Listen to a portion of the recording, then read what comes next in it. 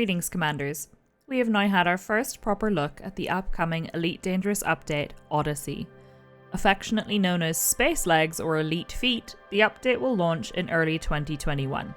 We saw the trailer earlier this year, but now we've seen a little bit more of what's coming, and it is juicy. First of all, what we know already. We're going to be able to finally step out of our ships or buggies for the first time. While it's not clear yet what kinds of activities exactly we'll have to do on planetary surfaces, we know from Frontier's previous announcement that there will be new tech to use and a wide range of missions and contracts to suit different playstyles. This is great for me, as anyone who watches my stream knows that stealth is not my strong point, so those all-out combat missions are sounding particularly enticing.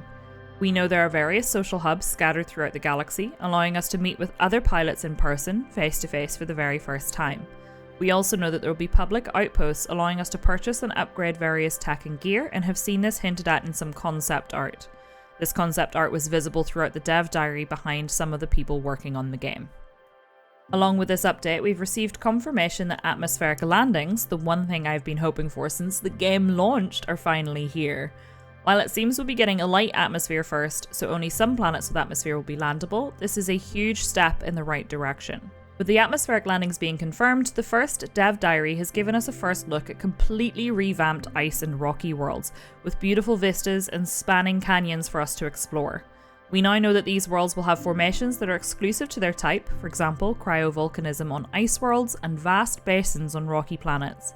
With us now being on foot, the worlds have been revamped to make them look even better up close, and the terrain looks absolutely stunning. We can also expect to see even distant terrain looking more detailed thanks to the planetary revamp. This gives me hope that we will expand into other forms of atmospheric landing throughout the Odyssey lifecycle, and with the attention to detail on these worlds that maybe we'll even be able to expect some new and exciting terrains to explore. I'm not getting my hopes up for Earth-like landings just yet, but perhaps it's not completely off the table. I still feel like it'd be a lovely addition to eventually be able to land on a planetary base on an Earth-like world and see that beautiful, luscious landscape from the comfort of the station, even if we can't go out and explore it just yet. With the distant terrain having so much detail, perhaps that isn't so far-fetched. We have seen what the Cobra engine is capable of with gorgeous sunrises and sunsets, water and weather effects, and vegetation or even wildlife in Frontier's other games, particularly Planet Zoo. Might we see these reflected in Elite in the future? Will we also eventually see weather effects thanks to atmospheric landings? How cool would that be? On that note, an incredibly exciting update given during this dev diary was the addition of more plant life to Elite, with a focus on making them recognisable and plausible, but still obviously alien. And some of the new tech that comes along with Odyssey, a sampling tool that will allow us to extract genetic data from organic life forms and trade that data in at a spaceport for rewards.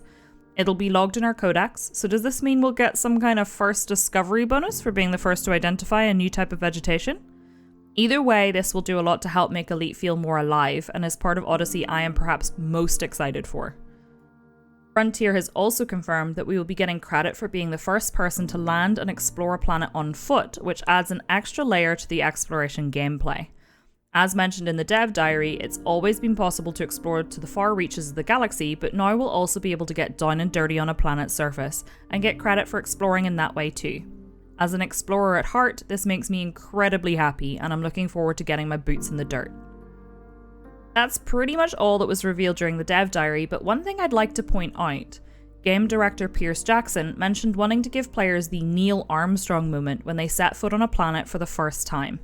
With that in mind, how unbelievably cool would it be if they let us land on our own moon and have an actual Neil Armstrong moment standing on the moon, looking up at Earth, our home. I didn't record my initial reaction to the dev diary, but rest assured it was an embarrassing mixture of squeaking with excitement and gasps of awe at all the stunning scenes I have to look forward to. I can't wait to find out more about Odyssey in the coming weeks and months. So tell me, what are you most excited for? And what are you hoping to see more information on?